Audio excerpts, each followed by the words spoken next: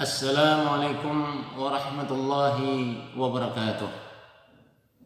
Innal hamdalillah nahmaduhu wa nasta'inuhu wa nastaghfiruh wa na'udzu billahi min shururi anfusina wa min sayyiati a'malina may yahdihillahu fala mudilla lahu wa may yudlilhu fala hadiya lahu.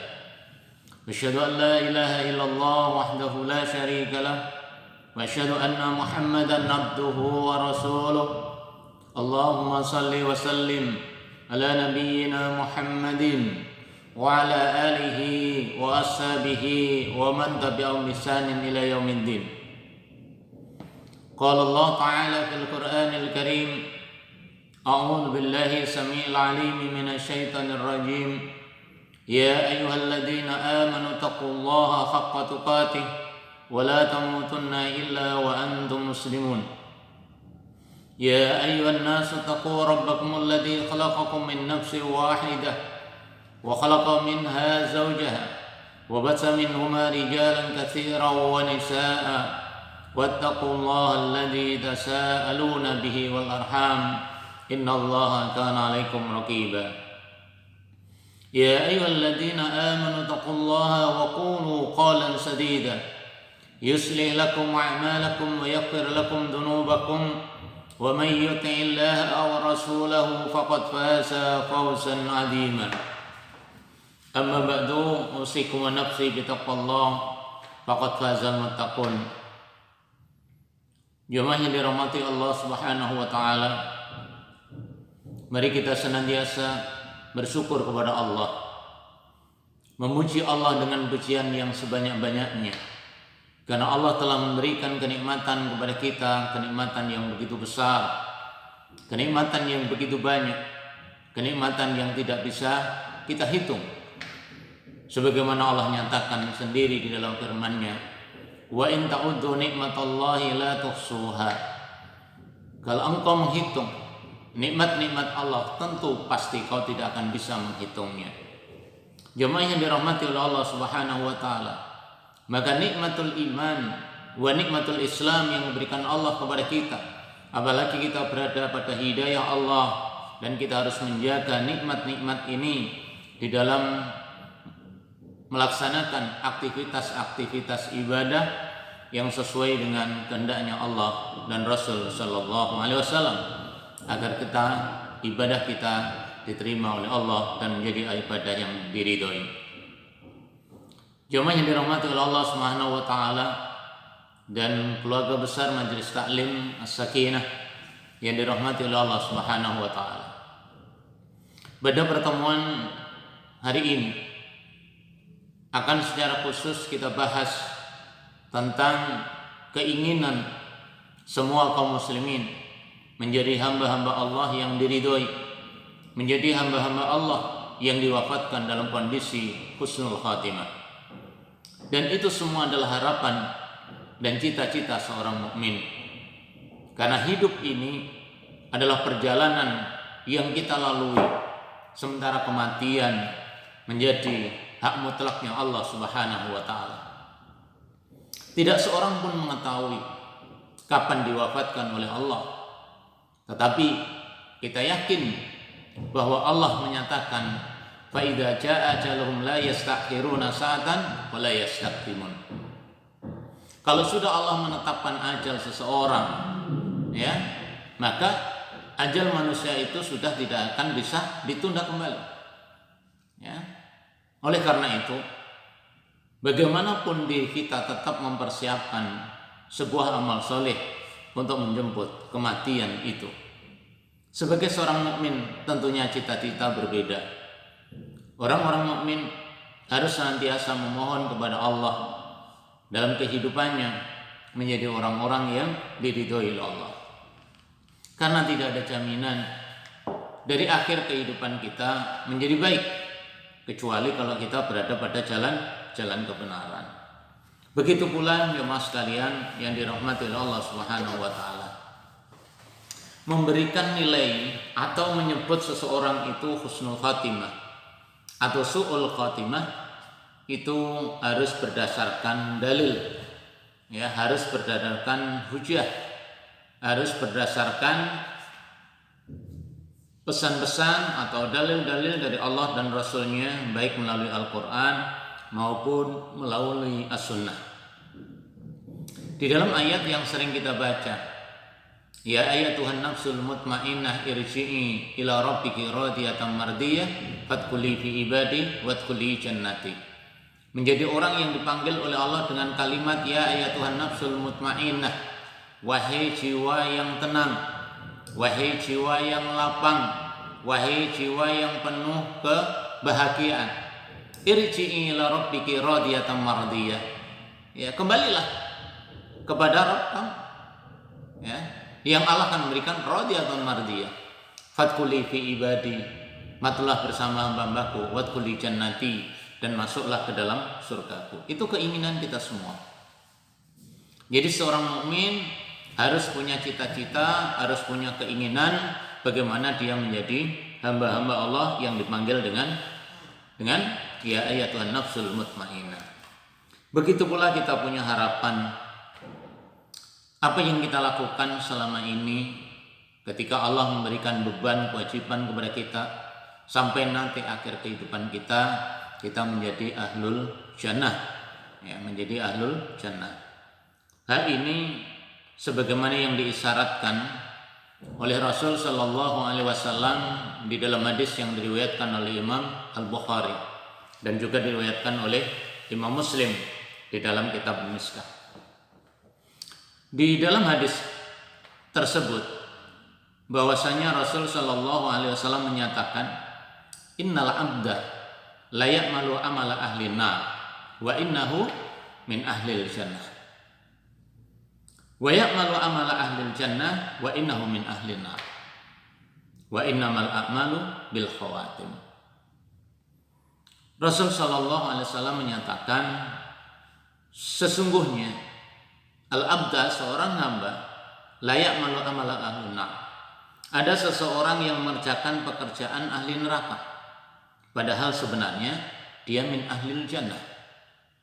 Dan ada pula orang yang mengerjakan pekerjaan ahlul jannah, tetapi ternyata amal-amal itu menyebabkan dirinya menjadi ahlun nar. Maka Rasul SAW menutup pada kalimat di akhir dari hadis tersebut, wa innamal a'malu bil khawatim. Artinya apa? Amal ibadah seseorang itu tergantung akhir. Jadi amal ibadah seseorang itu tergantung di akhirnya. Akhirnya maksudnya apa? Di usia di akhirnya. Makanya innamal a'malu bil khawatim. Tapi kalau dalam sisi amaliyah, innamal a'malu binniyat. Maka kalau di awal itu niat yang diprioritaskan, bagaimana niat kita yang benar, ya, bagaimana ibadah kita yang benar, kemudian di akhir kehidupan kita itu juga menjadi orang-orang yang disebut dengan husnul khatimah. Nah, oleh karena kita tidak tahu kapan diwafatkan oleh Allah, ya di mana kita diwafatkan, maka kita harus berusaha dalam setiap kesempatan itu menjadi orang-orang yang dekat dengan Allah Subhanahu wa Ta'ala. Tentunya pada prinsip yang sangat mendasar, Allah tadi menyampaikan, ya ayyuhalladzina amanu taqullaha haqqa tuqatih wa la tamutunna illa wa antum muslimun. Jadi orang-orang yang beriman, ittaqullah, takwalah kepada Allah Subhanahu wa Ta'ala. Wala tamutunna illa wa antum muslimun, dan jangan sekali-kali kalian meninggal wafat dalam kondisi kecuali dalam kondisi beriman, dalam kondisi beribadah kepada Allah atau taat kepada Allah Subhanahu wa Ta'ala. Nah, maka menjaga iman yang betul-betul kuat dan murni, kemudian ikhlas di dalam amaliyah kita, kemudian kita tawakal kepada Allah karena sudah ikhtiar, sudah berusaha berada dalam yang benar, berusaha mengikuti kebenaran. Nah, ternyata Allah akan memberikan apa yang dikehendaki oleh Allah Subhanahu wa Ta'ala. Maka kita bertawakal. Jadi bertawakal terhadap ketetapan Allah Subhanahu wa Ta'ala. Dan yang lebih penting adalah berhusnudzon kepada Allah Subhanahu wa Ta'ala. Nah, jemaah yang dirahmati Allah Subhanahu wa Ta'ala, pada pertemuan kali ini kita akan bahas di antara ciri-ciri atau tanda-tanda seseorang itu husnul khotimah. Tentunya sekali lagi kita menilai seseorang husnul khotimah atau enggak itu ketika sudah wafat, ketika jalan yang dilalui di akhir kehidupannya itu. Maka ketika kita berdoa, bukan doa setelah meninggal, tapi doa husnul khotimah itu adalah doa ketika akhir kehidupan kita di dunia itu dalam kondisi taat kepada Allah Subhanahu wa Ta'ala. Maka kita kalau berdoa minta husnul khotimah adalah doa ketika kita masih hidup. Begitu pula mendoakan orang tua kita, mendoakan saudara-saudara kita itu ketika kita masih hidup, dan yang kita doakan adalah dalam kondisi masih hidup. Tetapi ciri-ciri ini sebagaimana yang disyaratkan oleh Rasul Shallallahu Alaihi Wasallam. Ya, bagaimana ciri-ciri orang yang mati dalam kondisi atau wafat dalam kondisi husnul khotimah, dalam kondisi baik, dalam kondisi berbuat ketaatan kepada Allah Subhanahu wa Ta'ala. Ciri yang pertama ini kita ambil dari Kitabul Janaiz, kemudian juga kitab Al-Qahtani terkait dengan husnul khatimah wa su'ul khatimah. Di antara tanda yang pertama yang bisa kita ambil orang itu husnul khatimah adalah ketika meninggal, ketika wafat dia mengucapkan kalimat tauhid. Ya, sebelum wafat dia sempat mengucapkan kalimat tauhid. Ketika dia nazar sempat mengucapkan kalimat tauhid. Kalimat tauhid itu apa? Kalimat la ilaha illallah. Nah, kalimat ini kalimat yang memiliki nilai, yang memiliki keagungan, yang dengan nilai ini orang bisa kita nilai bahwa dia adalah orang-orang yang termasuk husnul khatimah. Karena apa? Dalam ketaatan kepada Allah Subhanahu wa Ta'ala. Nah, dalam hadis yang diriwayatkan oleh Imam Hakim dan juga diriwayatkan oleh Imam Ibnu Hibban, Hakim di dalam kitab Al-Mustadraknya, beliau menyatakan, Rasul menyatakan, man kana akhiru kalamihi la ilaha illallah dakhalal jannah. Ya, man kana akhiru kalamihi la ilaha illallah dakhalal jannah. Siapa yang akhir ucapannya yaitu ketika nazar menyebut kalimat la ilaha illallah, maka janjinya Allah Subhanahu wa Ta'ala dakhalal jannah, dia akan masuk surga. Makanya ini penting, akidah ini penting.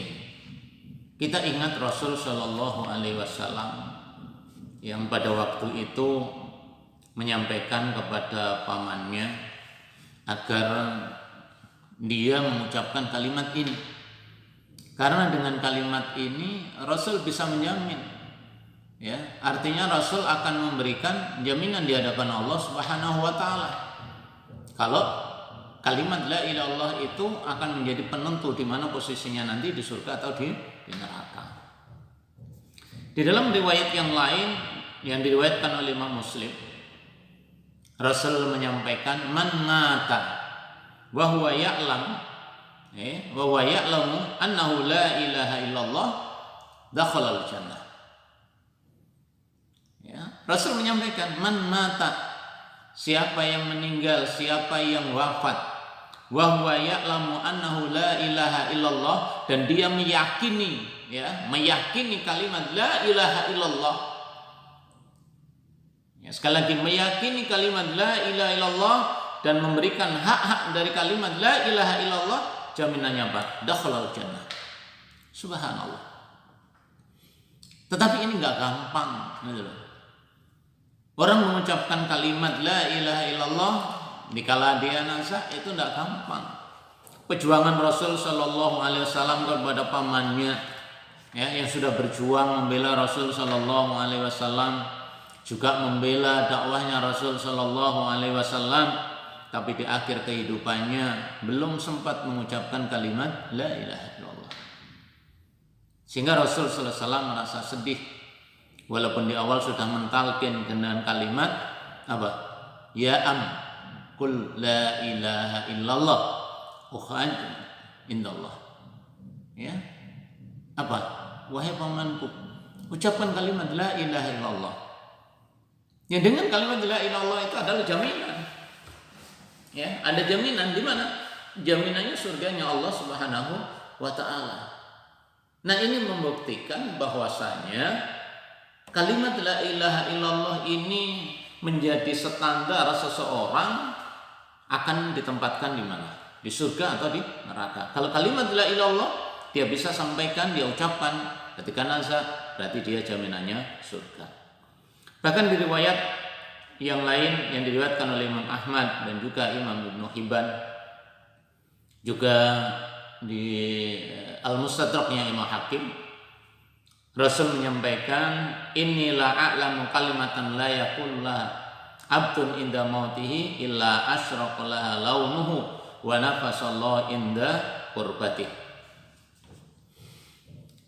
Rasul di dalam hadis tersebut menyatakan, ya, sungguh benar-benar, ya, apa? Mengetahui sesuatu kalimat yang kalimat itu tidak bakal diucapkan oleh siapapun ketika ia akan mati, melainkan dengan kalimat itu warnanya akan cemerlang dan Allah akan menghilangkan kesusahannya. Jadi kalimat inilah yang harus ditanamkan, ya, apalagi dalam kondisi seseorang sudah dalam kondisi sakit, seseorang dalam kondisi nazar. Ya, makanya perintahnya Rasul di dalam hadis yang diriwayatkan oleh Imam Muslim apa? Lakinu mautakum la ilaha illallah. Ajari, ya, ajarilah orang-orang yang akan wafat, akan meninggal itu kalimat la ilaha illallah. Maka kalau kita gabungkan dengan hadis yang pertama yang tadi, man akhira kalami la ilaha illallah dakhalal jannah. Subhanallah, ini anugerah Allah Subhanahu wa taala. Makanya Rasul menyampaikan di dalam hadis yang diriwayatkan oleh Imam Muslim tadi apa? Innamal a'malu bil khawatim. Sesungguhnya manusia nanti itu tergantung di akhir kehidupannya, bukan di awal. Tapi tergantung akhir kehidupannya. Apakah dia termasuk ahlul jannah, apakah dia termasuk husnul khatimah, itu kita lihat di akhir. Nah, bahkan suatu saat di hadis, ya, di dalam hadis yang diriwayatkan juga oleh Imam Bukhari, ingat saya, ada juga di Imam Al-Hakim, ya, ada kisah, ya, ada seseorang Yahudi yang biasa itu membantu atau melayani Rasul Shallallahu Alaihi Wasallam. Nah, mereka dalam kondisi sakit. Rasul ternyata menjenguknya. Jadi Rasul menjenguknya kepada pemuda tersebut. Ya, kemudian Rasul menyampaikan dengan kalimat sambil menjenguk, kemudian faqa'ada inda ra'sihi, Rasul duduk di sisi kepala, ya, di sisi kepala pemuda itu. Faqala lahu, apa yang diucapkan Rasul? Aslim. Ya, wahai orang Yahudi, aslim, masuklah Islam. Jadi kalau kita ingin mendoakan seseorang yang terkait dalam kondisi tertentu yang mungkin itu diberikan nazar, sudah kita boleh mendoakan, meminta kepada dia, mendakwai, aslim, masuklah Islam. Ya. Fanadhara ila abihi wa huwa indahu. Kemudian si pemuda itu melihat kepada ayahnya. Nah, sedangkan ayah pada waktu itu berada di sampingnya. Apa yang diperintahkan oleh ayahnya? Faqala lahu ati Abul Qasim sallallahu alaihi wasallam. Ya, penuhi, taati apa yang disampaikan oleh Abul Qasim. Nah, fa aslama. Lalu dengan hidayahnya Allah, pemuda dari Yahudi itu kemudian apa? Fa aslama. Dia masuk Islam. Fakharaja Nabi sallallahu alaihi wasallam wa yaqulu alhamdulillahilladzi anqadhahu minan nar. Nah, karena apa yang disampaikan oleh Rasul itu diterima dan dia masuk Islam, Rasul kemudian mengucapkan alhamdulillahilladzi anqadhahu minan nar. Ya, alhamdulillahilladzi anqadhahu minan nar. Maha alhamdulillah, segala puji bagi Allah Subhanahu wa taala yang telah menyelamatkan dia dari api neraka. Jadi hidayah Allah kadang-kadang sekali itu bisa diperoleh, kadang-kadang udah bertahun-tahun baru diperoleh. Maka ketika orang sudah mengucapkan kalimat asli masuk Islam, kemudian dia mengucapkan kalimat la ilaha illallah, maka dia masuk Islam dengan kalimat syahadatain, maka di saat itulah dia sudah menjadi orang mukmin. Maka perintahnya Rasul, ya salatin saudaramu. Ya, memerintahkan kepada para sahabat, salati saudaramu yang telah masuk Islam, karena dia sama statusnya sebagai seorang muslim. Nah, ini yang pertama. Jadi berupayalah ketika ada saudara kita yang sakit, keluarga kita yang sakit, yang diperkirakan itu sudah dalam posisi nazar atau mungkin ini akhir kehidupannya, maka tugas yang terpenting yang menjaga itu adalah mentalkinnya dengan kalimat tauhid. Ya, mentalkinnya dengan kalimat tauhid, kalimat la ilaha illallah. Nah, setelah ditalkin dia bisa mengucapkan dengan diajarin yang lain. Ya, dan gak perlu terus menerus gitu. Diajarin yang dia sudah mengucapkan dengan baik, ya udah, berarti itu dia sudah melaksanakan kewajiban itu. Makanya kalau ada kemudian orang yang dalam posisi nazar kemudian Anda dibacakan surat Yasin atau membaca Al-Quran di sampingnya, perintah yang sahih adalah ajari dia kalimat la ilaha illallah. Adapun kalau terkait dengan dibacakan Yasin itu sebenarnya kalau kita lihat ya asar-asar itu minta kepada Allah agar kalau orang ini memang hidupnya ya akan lebih baik, lebih bermanfaat, ya semoga diberi kehidupan. Kalau memang ya, wafat dia itu lebih baik, ya supaya segera, itu maunya seperti itu. Tapi yang diperintahkan oleh Rasul adalah lakinu mautakum la ilaha illallah. Man asyraka la ilaha illallah dakhala jannah. Itu yang pertama, jamaah yang dirahmati Allah. Makanya tugas kita sekali lagi bagaimana memberikan support terhadap orang-orang yang mau meninggal dengan support imaniyah. Kemudian yang kedua, ciri orang-orang yang diwafatkan oleh Allah dalam kondisi husnul khatimah adalah orang-orang yang ketika wafat keluar keringatnya di dahi, ya. Keluar keringatnya di dahinya. Jadi keluar keringat di dahinya itu menjadi tanda bahwa orang tersebut adalah husnul khatimah. Hal ini sebagaimana yang disampaikan oleh Rasul Shallallahu Alaihi Wasallam. Apa yang disampaikan Rasul? Rasul menyampaikan sebagaimana yang disampaikan oleh sahabat Buraidah bin Hasib. Ya, ketika itu beliau berada di Khurasan. Ya, berada di Khurasan yang kemudian ia menjenguk saudaranya yang sedang sakit. Ya, tetapi diketahui di kisah hadis itu, diketahui ternyata saudaranya itu meninggal. Dan ketika meninggal itu di peluhnya, jadi di dahinya itu keluar keringat. Maka Buraidah kemudian mengucapkan apa? Allahu Akbar. Jadi ketika melihat jenazah keluar keringat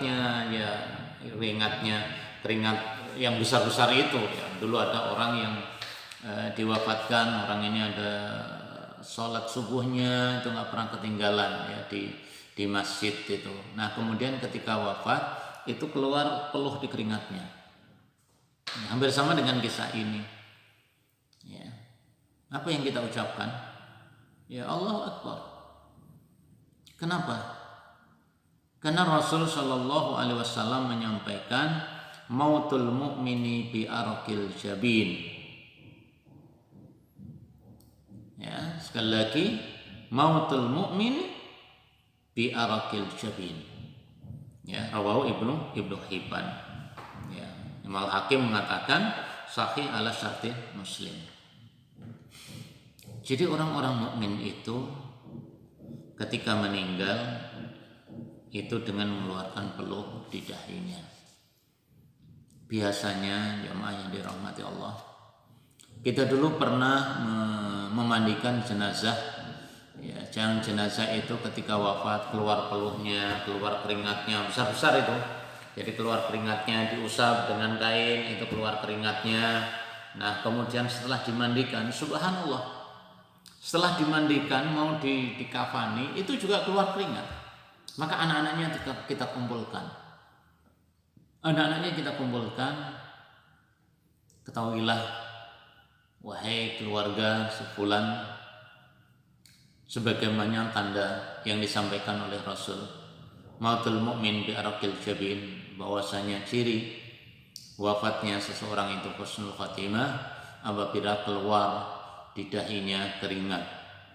Dan ini bentuk betapa dahsyatnya seseorang yang meninggal itu, ya, karena tercabutnya nyawa itu sangat berat, ya, kemudian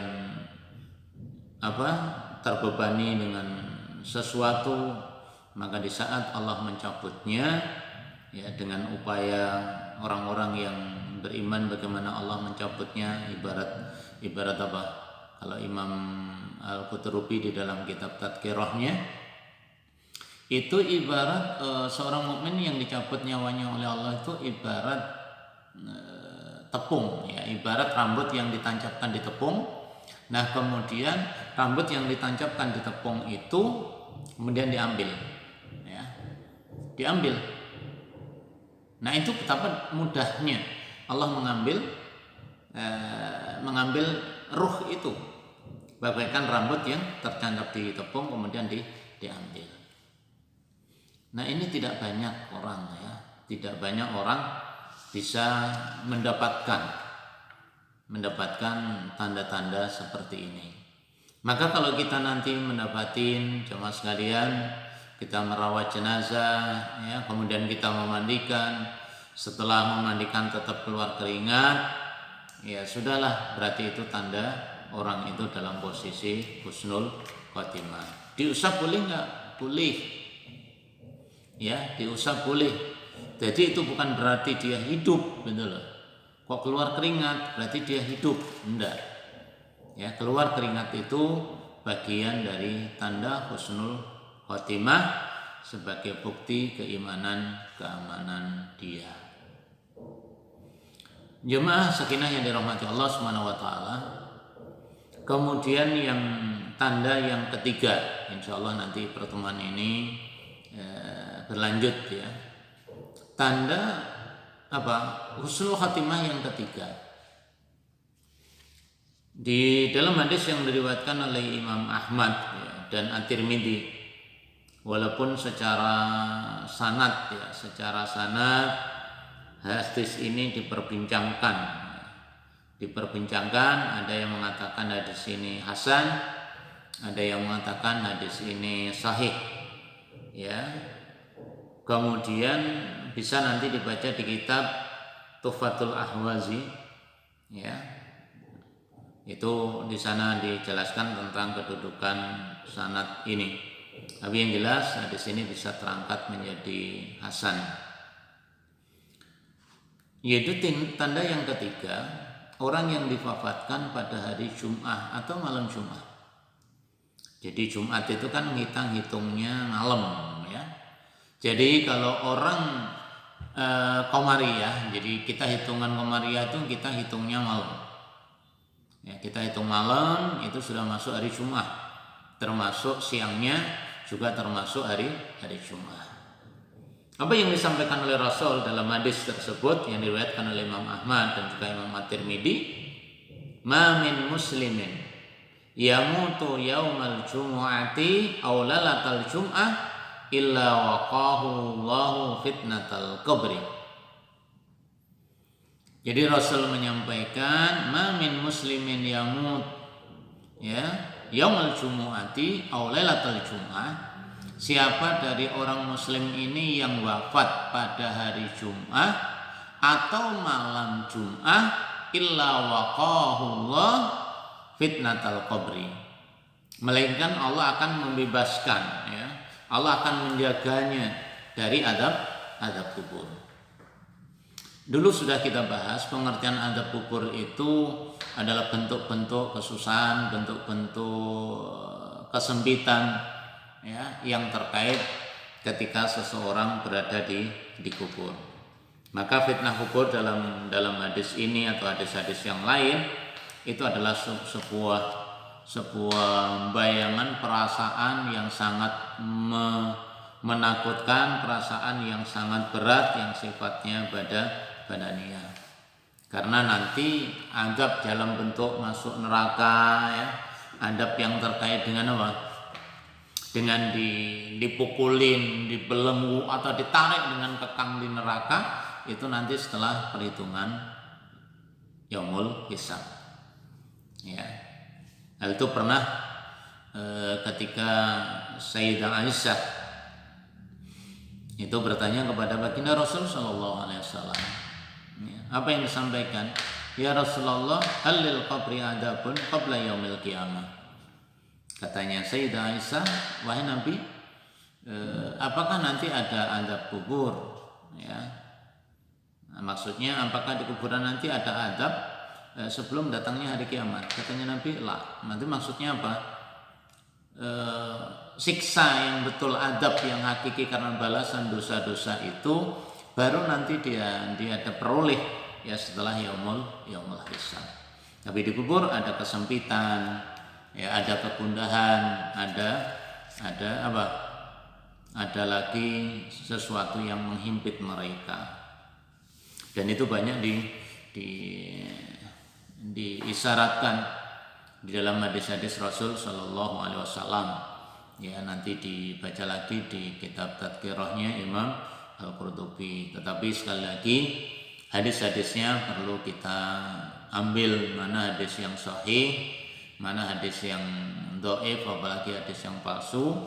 Yang kita ambil adalah yang sahih, yang benar, yang itu yang diridhoi oleh Allah Subhanahu wa taala. Nah, jemaah sekalian yang dirahmati Allah Subhanahu wa taala, ini di antara tanda-tanda seseorang itu diwafati husnul khotimah, dalam kondisi husnul khotimah.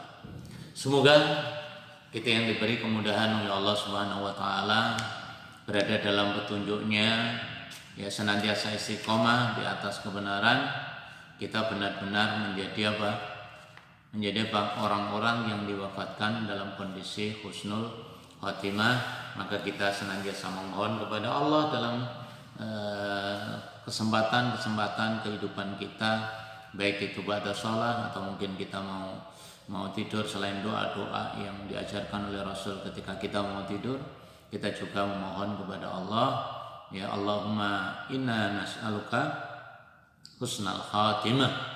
Ya Allah, kami minta kepada Engkau menjadi orang-orang yang akhir kehidupan ini dalam kebaikan.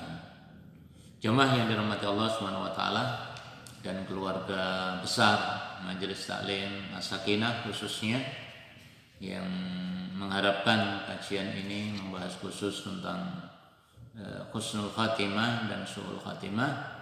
Semoga dengan poin-poin ini kita mendapatkan pencerahan, kita bisa melakukan penilaian sesuai dengan hadis-hadis Rasul dan isyarat-isyarat yang diberikan oleh Allah melalui Al-Quran. Semoga Allah memberikan kesempatan kepada kita, Allah juga menjadikan kemudahan bagi kita untuk mempelajari hadis-hadis Rasul, mencari dinul Islam, dan juga kita berusaha mendapatkan ridhonya Allah Subhanahu wa taala. Aku qouli hadza wa astaghfirullah li wa lakum wa li sairil muslimin wal muslimat fastaghfiruh innallaha ghafurur rahim. Subhanakallahumma bihamdika asyhadu an la ilaha illa anta astaghfiruka wa atubu ilaik. Assalamualaikum warahmatullahi wabarakatuh.